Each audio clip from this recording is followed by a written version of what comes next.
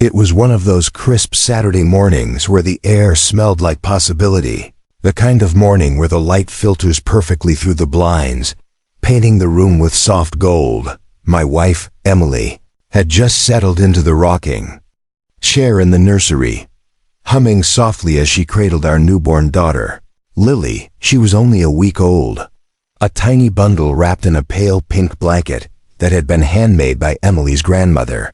The house was silent except for the faint squeak of the rocker and the peaceful breaths of a sleeping infant. That calm was my favorite sound in the world, especially after years of high-intensity missions where silence meant danger, not peace. I had been in the kitchen making coffee, the rich aroma filling the house, when I heard it, 3 sharp, entitled knocks at the front door, not the kind of polite knock you'd expect from a neighbor bringing a welcome gift, but the kind that made your jaw tighten instinctively. My instincts, honed by years as a Navy SEAL, told me something was off. People who knock like that usually come with demands, not kindness. When I opened the door, there she was, Karen. Though I didn't know her name yet, she stood with her chin raised slightly, sunglasses perched high on her head like a crown, her lips pursed into a smirk that screamed superiority. In one hand she held a clipboard and in the other, a manila folder that she waved slightly like a flag of authority. Behind her, I noticed a couple of HOA board members lingering on the sidewalk, pretending to admire the landscaping but clearly here for backup. "Good morning," she said in that falsely sweet tone that people use when they're about to say something outrageous. "I'm Karen, president of the Willow Creek Homeowners Association. I need to speak with your wife immediately regarding your baby." I blinked, letting the words hang in the air for a moment. "Regarding my baby?" I repeated slowly. My voice was calm, but in my chest, a faint spark of irritation began to kindle. She nodded briskly as if I'd just asked her to confirm the sky was blue. "Yes, your newborn," she replied. "There have been concerns raised by the HOA about certain safety and community regulations, and given your wife's current state, we believe it would be best for the baby to spend some time under HOA supervision." I stared at her, certain I'd misheard. The absurdity of her statement hit me like a wave. "You believe what?" I said. Karen didn't flinch. She launched into some rambling explanation about temporary custody and ensuring proper compliance with HOA health and safety guidelines. Her tone was matter-of-fact, as if this was the most reasonable request in the world. I could hear Emily in the nursery singing softly to Lily, completely unaware of the lunacy unfolding at the front door. Years of training had taught me to control my breathing and keep my voice steady even in the face of provocation. In the field, losing your cool could cost lives. Here, it could escalate into a scene that might traumatize my wife and wake my newborn. So I simply said, "No," firmly but without raising my voice. Her eyes narrowed behind her oversized sunglasses. "Excuse me," she said, tilting her head like a bird that didn't quite understand what it was seeing. "No," I repeated. "You are not taking my child anywhere. You don't have that right." Karen's lips tightened into a thin line. "Sir, the HOA has broad authority under our bylaws to ensure the welfare of all residents, including minors," she said, tapping the manila folder as if it contained some holy writ. "Your wife is clearly exhausted, and from what I've seen, this property may not meet all the safety requirements for a newborn." I knew exactly what this was about. We'd moved into Willow Creek barely 3 weeks earlier. The house was perfect for our growing family, but it was outside the main HOA-approved aesthetic. I'd refused to repaint the front door from its deep navy blue to the HOA-mandated beige. I'd also skipped the welcome meeting, preferring to focus on Emily's pregnancy. In Karen's world, that was enough to put a target on our backs. I took a step forward, closing the gap between us, not in an aggressive way, but in a manner that made it clear I wasn't intimidated. "Listen carefully," I said quietly. "I've served my country in places you've only seen in movies. I've faced people far more dangerous than you. and I've protected those who couldn't protect themselves. You will not threaten my wife, and you will not lay a hand on my daughter. Now, you can leave my property, or I can have you removed. Your choice." Her nostrils flared, and she glanced over her shoulder at the board members, clearly expecting backup. But they stayed put, shifting uncomfortably. I suspected they hadn't been fully briefed on whatever power grab Karen was attempting today.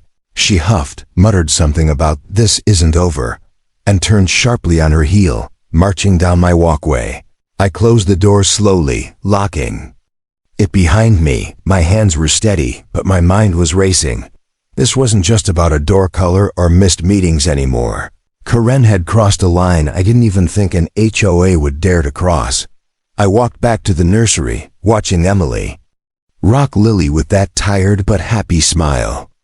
I kissed the top of her head and said nothing. Not yet.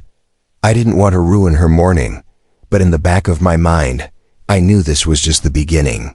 What Karen didn't know, what none of them knew, was that I'd spent years operating in environments where information and timing were everything.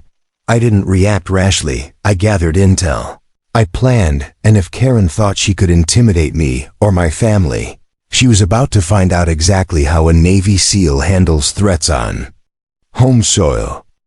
The rest of that Saturday passed quietly on the surface, but beneath the calm, there was a current of tension that I couldn't ignore. Emily went about her day as any new mother would, carefully tending to Lily's needs, taking short naps when she could, and smiling at the occasional text from friends and family congratulating us. I kept my own smile in place whenever she looked at me, but my mind was somewhere else entirely, replaying Karen's words over and over, dissecting her tone, her posture. The fact that she came with an audience, it wasn't a spontaneous visit. It was planned, coordinated, and in her mind, justified. That was the kind of behavior that didn't just fade away after a single confrontation. I spent the evening on the back porch, sipping my coffee and watching the sun sink behind the houses across the street. Willow Creek had the kind of picture-perfect aesthetic you'd expect from a glossy real estate brochure. Manicured lawns, identical mailboxes, and street lamps that cast a soft glow at night. But the longer I lived there, the more I realized that beneath the surface charm was a network of power plays, gossip, and invisible lines you weren't supposed to cross. And Karen, from her self-appointed throne as HOA president, was the one who enforced those lines.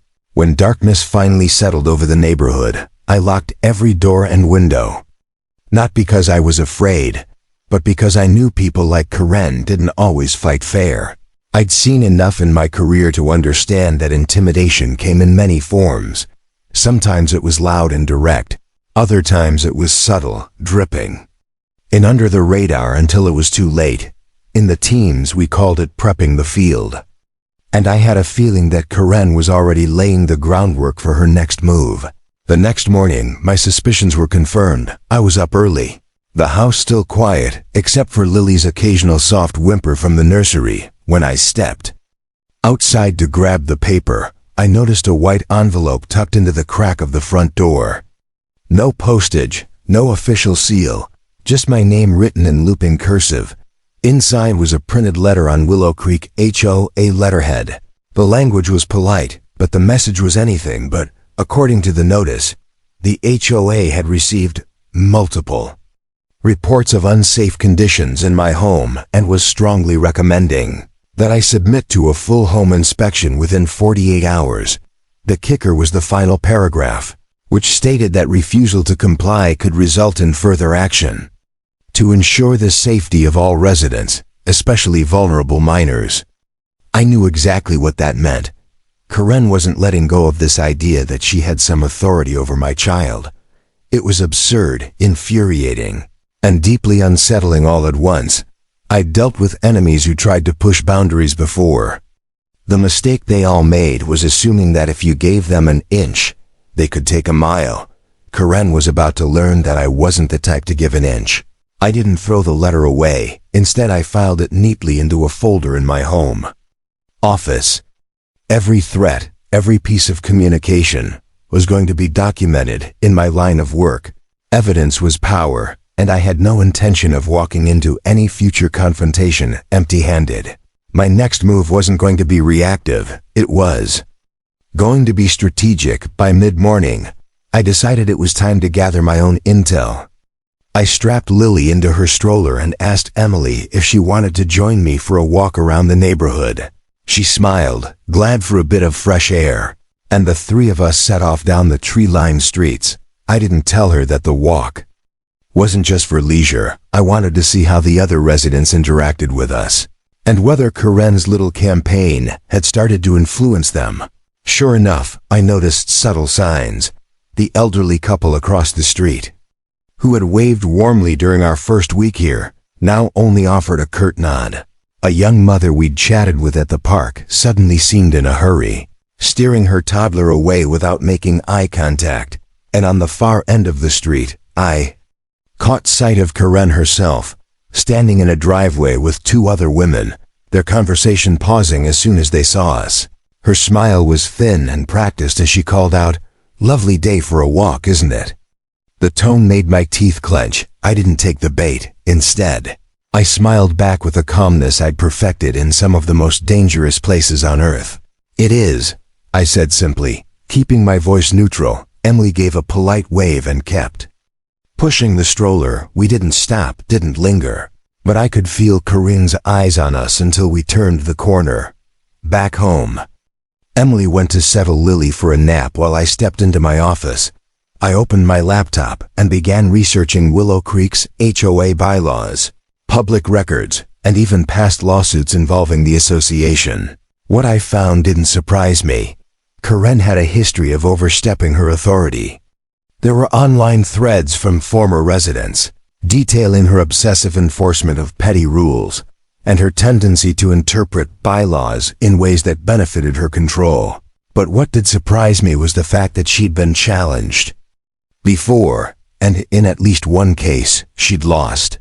That meant she wasn't invincible, and people had successfully pushed back against her. As the afternoon light shifted, I leaned back in my chair.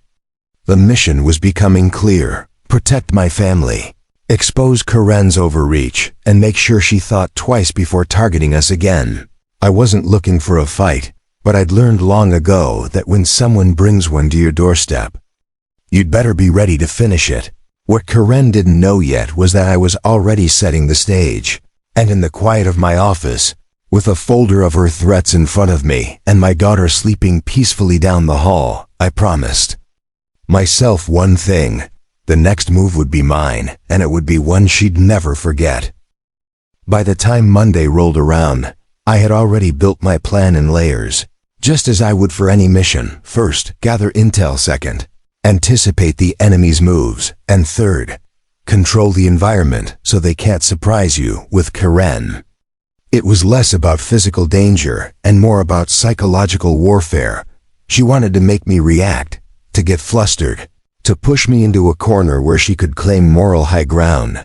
That was never going to happen. Emily was still blissfully unaware of the depth of Karen's obsession.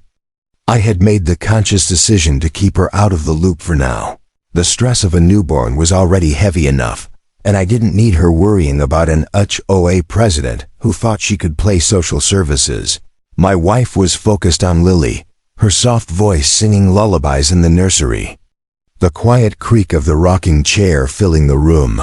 That peaceful image was exactly what I was fighting for. That morning, I was in the garage checking my tools when I heard the low rumble of a vehicle idling out front. Through the window, I saw a white van with the words "Community Safety and Compliance" stenciled on the side. Two men in khaki uniforms stepped out, clipboards in hand. They looked official enough to fool someone who didn't know better. But their uniforms were mismatched, the patches on their sleeves crooked, and the badges clipped to their belts were cheap plastic. I walked out the front door before they could knock, planting myself firmly between them and my house. "Morning," I said, keeping my tone even. "What can I do for you?" The taller one, clearly trying to project authority, replied, "We're here to conduct a safety inspection per Willow Creek HOA's request. We'll need to come inside and assess conditions, especially regarding your infant." There it was. Again, that phrase, regarding your infant. This wasn't about safety. It was about Karen trying to legitimize her insane demand through intimidation. I don't recall scheduling any inspection, I said, and you're not coming. Inside. The shorter one glanced at his clipboard. Sir, refusal to comply may result in HOA intervention, he warned. The threat was veiled, but I'd heard worse from people who actually had the means to back it up. I took a slow step forward, closing the gap just enough that my voice carried weight without me having to raise it. If you step 1 foot on my property without my consent, it's trespassing, I said. If you attempt to remove anything from my home, including my daughter, it's kidnapping. Now you can either walk back to your van, or you can explain to the police why you're impersonating officials. Their eyes flicked toward each other, the kind of glance that said they hadn't expected pushback. They muttered something about rescheduling and retreated to the van. I stood there, watching them drive away, and as they turned the corner, I caught sight of a familiar SUV parked just far enough down the street to avoid suspicion. Karen's. She wasn't even trying to hide her surveillance now. She was escalating, testing boundaries, and taking notes on how I responded. That told me 2 things. She was obsessed enough to invest her time personally, and she still thought she could win. Both were mistakes inside. I sat at my desk and began writing everything down: time, date, vehicle description, their exact words, the fact that they had no legitimate identification. I attached the HOA letter I'd received earlier to the notes and filed it away. This was no longer just a neighborly dispute. Karen was attempting a form of harassment that bordered on illegal. That evening, I decided it was time to quietly expand my awareness beyond the walls of my home. After Emily and Lily were asleep, I took a slow walk through the neighborhood. My years in the field had taught me how to blend in. Even when I was gathering intel, I kept my head down, phone in hand, as if I was just checking messages. But my eyes were scanning driveways, porches, open garage doors, anything that told me more about the players in this little game. I noticed patterns. The same silver sedan parked near the corner every evening but never pulling into a driveway. The way certain neighbors seemed to gravitate toward Karen's house, gathering in her living room where the blinds were always half closed. And most importantly, the way Karen herself seemed to appear in multiple spots throughout the evening without ever looking rushed. She was making rounds, like a patrol. When I returned home, the house was dark, except for the soft glow of the nursery lights spilling into the hall. I paused in the doorway, watching Emily sleep in the rocking chair with Lily in her arms. The sight hardened my resolve. This wasn't just about me proving a point. It was about ensuring that my daughter's first home was a place where she could grow up safe, without fear of being targeted by someone drunk on power. What Karen didn't realize yet was that every move she made was adding fuel to a fire she couldn't control. I was letting her dig her own hole, because when the time came, I wouldn't need to push her. She'd fall in all on her own. And when that day came, I'd be there to make sure she didn't climb out again. It was Wednesday afternoon when Karen made her next move, and this time, she didn't bother with letters or sending people to my door. She wanted an audience, and she wanted to put me on the defensive in front of the entire neighborhood. That's how people like her thrived, not in quiet, reasoned discussions, but in public spectacles where they could manipulate the narrative and paint themselves as the hero. I was in the driveway checking the air pressure on my truck's tires when I heard her voice drifting from the community park across the street. It wasn't just casual conversation. It was the kind of loud, deliberate talking meant to be overheard. I glanced up and saw a small crowd gathered around the picnic tables, a mix of curious neighbors, the same couple, HOA board members, who had been with her the first day, and a handful of people I didn't recognize. At the center, of course, was Karen, wearing a bright red blazer that seemed deliberately chosen to draw attention. Her sunglasses were perched on her head like a crown again, and her hands were animated as she spoke. I couldn't make out every word from my driveway, but I caught Enough to know she was spinning some tale about community responsibility, ensuring the welfare of our youngest residents, and taking necessary action when parents are unwilling or unable to comply with safety standards. The way she phrased it, you'd think she was talking about a neglected child in some rundown shack. Not my daughter living in a well-maintained home with 2 loving parents. A few neighbors nodded along, some out of genuine belief.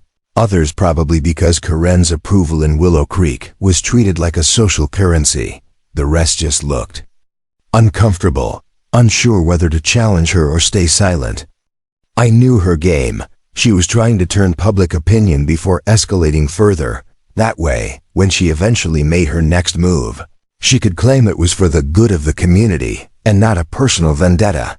I had 2 options. Ignore her and let her words fester in people's minds, or walk over and dismantle her narrative in real time. My training had taught me the value of patience, but it had also taught me the importance of seizing the right moment. This was one of those moments. I crossed the street slowly, my hands in my pockets, no rush in my stride. People turned as I approached, and Karen's voice faltered just slightly before she forced a smile. "Oh, speak of the devil," she said, with a little laugh that was meant to sound playful but carried an edge. "We were just discussing some important community matters. Care to join us?" "Sure," I said, my tone calm and even. I looked around at the group, making eye contact with each person for just a moment before my gaze returned to Karen. "I hear you've been talking about my family." Her smile tightened. "We're talking about all families here, especially those with newborns. Safety is everyone's concern." She replied smoothly. "That's interesting," I said, "because the safety of my daughter is my responsibility. Not yours, not the HOAS, and certainly not a topic for public gossip." My voice wasn't loud, but it carried, the way it does when you've learned how to project authority without shouting. A few people shifted uncomfortably. Karen's jaw flexed, but she didn't back down. "With all due respect, some of us have concerns," she said. "And when concerns go unaddressed, action has to be taken." "Concerns like what?" I asked. "That my front door isn't beige enough? That I didn't show up to the welcome meeting? Or is it that you've decided you get to dictate how I raise my child?" The crowd was silent now, all eyes on us. Karen opened her mouth, but I kept going. "Because if it's the last one, let me make something perfectly clear. My daughter is safe, loved, and cared for.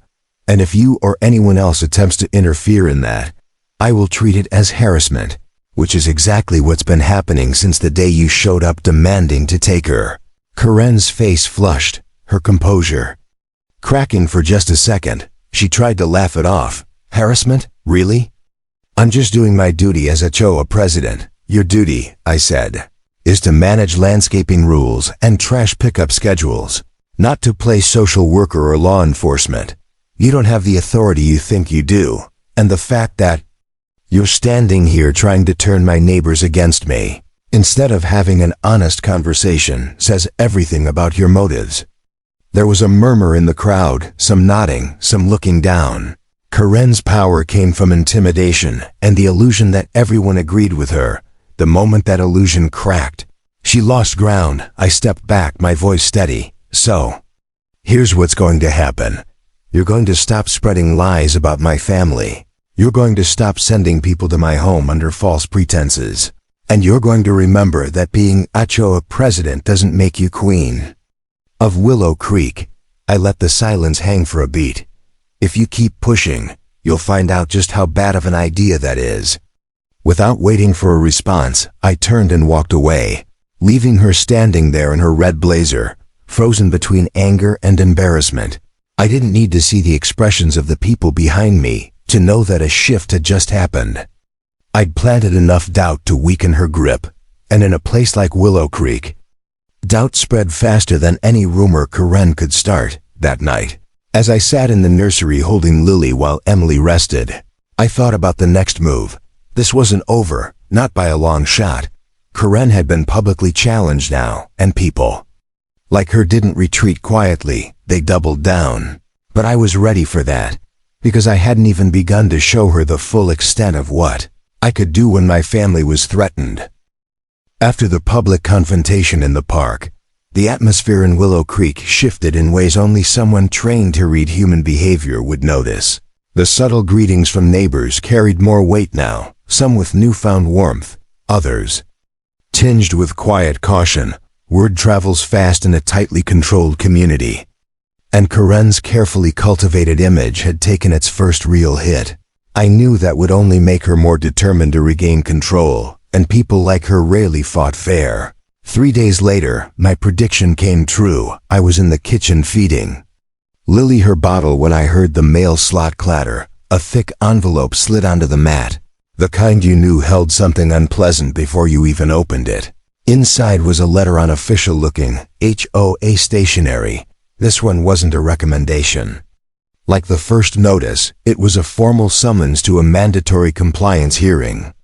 The accusations were vague but pointed: failure to maintain a safe environment for minors, refusal to comply with scheduled safety inspections, and the ominous endangering community standards at the bottom, in neat block letters, was the date, time, and location of the hearing, and the note that failure to appear would result in further action. Emily was in the nursery when I read it, humming softly to Lily. I didn't want her to see the letter yet.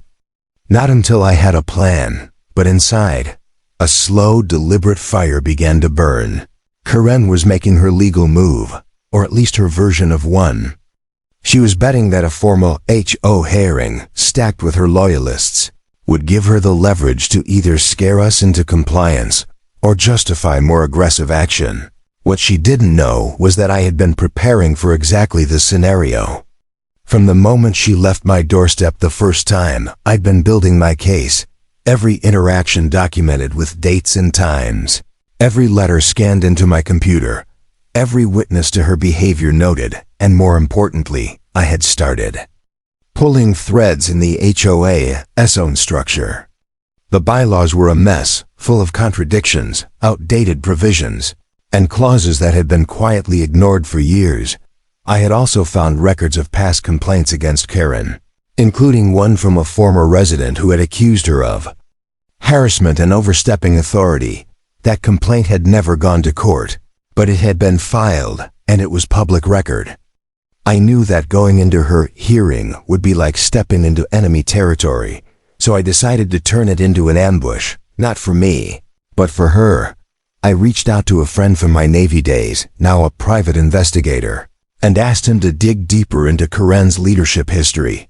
Within 24 hours, he sent me a packet of information that made my eyebrows rise: mismanagement of HOA funds, conflicts of interest with local contractors, and even an instance where she had used HOA resources to benefit a relative's business. It wasn't criminal, at least not on paper, but it was enough to show a pattern of abuse of power.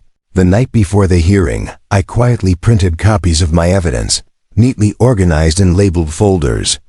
I also printed a summary of the HOA bylaws that clearly outlined the limits of their authority, including the fact that they had no jurisdiction over personal parenting decisions or custody matters. Finally, I prepared a short statement, not emotional, not defensive, but factual and direct. I knew that in a room full of people who thrived on drama, the calmest voice often carried the most weight. The day of the hearing, Emily asked if I wanted her to come with me. I told her no, and that it was better if she stayed home with Lily. I could see the concern in her eyes, but I reassured her with a smile and a kiss on the forehead. This wasn't going to be a battle, it was going to be a dismantling. The hearing was held in the HOA's community center, which was really just a slightly upgraded meeting room with folding chairs and bad coffee. When I walked in, I counted 8 people seated at the long table, Karen in the middle, her loyal board members flanking her, and a couple of residents who had likely been handpicked to nod along. A few other neighbors sat in the audience section, curious enough to watch. Karen smiled that tight smile of hers as I took my seat. "Thank you for joining us," she said. "We're here today to address several serious concerns regarding the welfare of a minor residing in your home, as well as multiple compliance violations. I let her finish her rehearsed opening before I spoke. My voice was steady. Before we proceed, I'd like to make sure everything discussed here today is on record. I set a small voice recorder on the table. Karen's smile faltered slightly.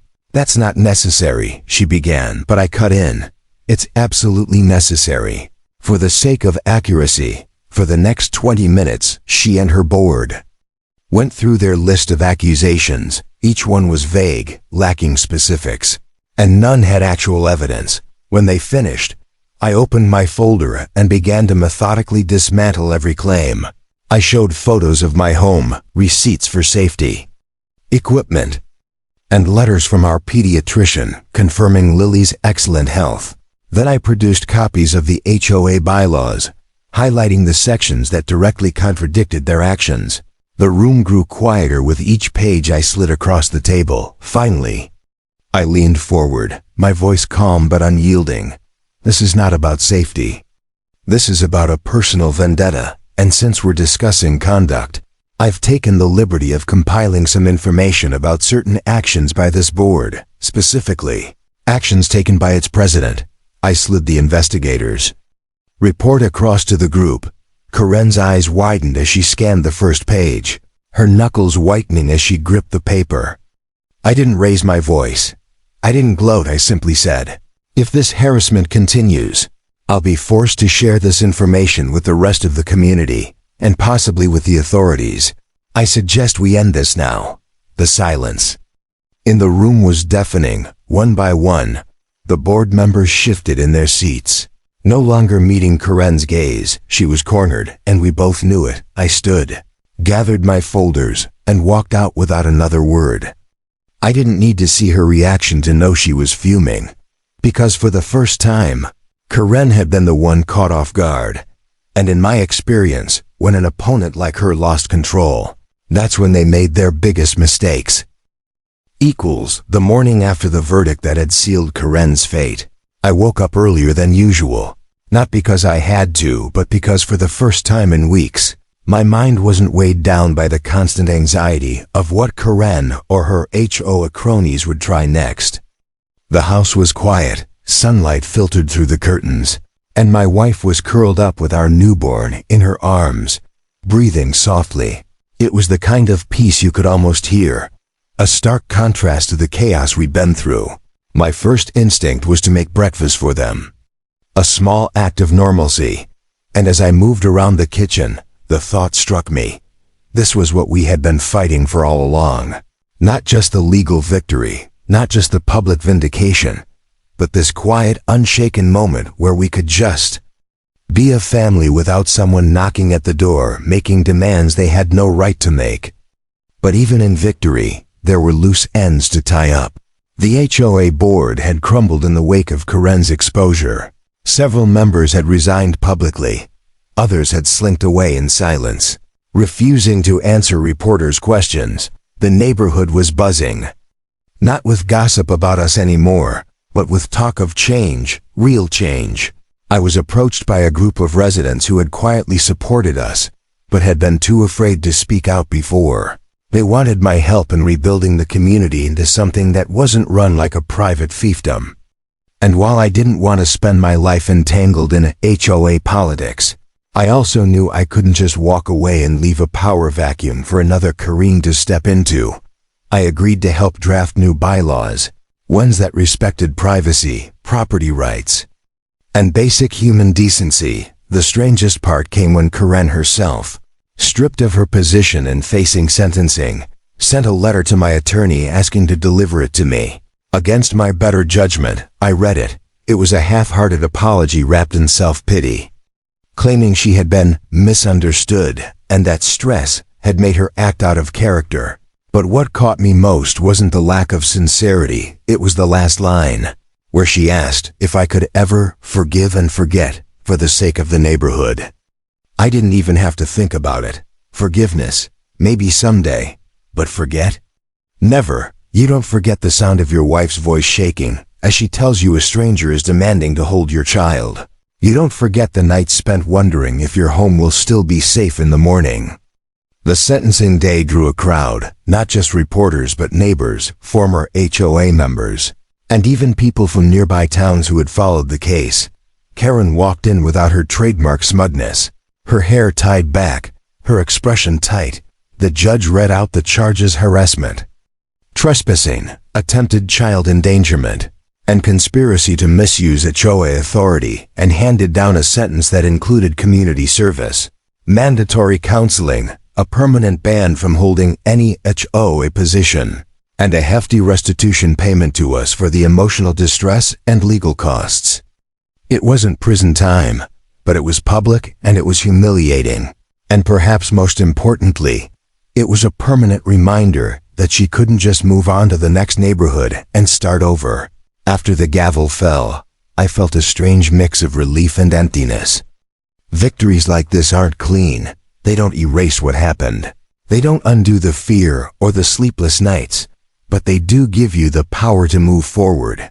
My wife and I decided to take a week-long trip to the coast, something quiet, away from the endless cycle of drama, standing on the shoreline, watching the waves crash and the sun dip below the horizon. I held her hand and thought about how far we'd come. We weren't just survivors of Karen's harassment. We were stronger, closer, and more resolute than ever. Back in the neighborhood, the changes began to take root. The new HOA charter passed overwhelmingly, giving residents more voice and transparency. No more secret meetings. No more intimidation tactics. A couple of months later, I attended my first community barbecue where people laughed, kids played, and not a single person looked over their shoulder in fear of some absurd HOA violation slip showing up in their mailbox. It felt like reclaiming something that had been stolen. One evening, as I was putting our newborn, now a little more curious and smiley, into her crib, I realized something important. This wasn't just a story about a Navy SEAL standing up to a neighborhood tyrant. It was about every single person who's ever been pushed around, told to stay quiet, told that the rules are more important than their dignity. It was about fighting not just for yourself, but for everyone who can't. And in that way, Karen's downfall wasn't just our victory. It was a reminder that no one, no matter how entitled or powerful they think they are, gets to trample over the rights and safety of another family without consequences. Life didn't go back to the way it was before Karen. It went somewhere better. The scars of the ordeal were still there, but they were joined by something else, an unshakable sense of resilience. The knowledge that we could face down something ugly and still come out the other side whole. And as I kissed my wife goodnight and looked down at our peacefully sleeping daughter, I thought to myself, let them come, whoever they might be in the future.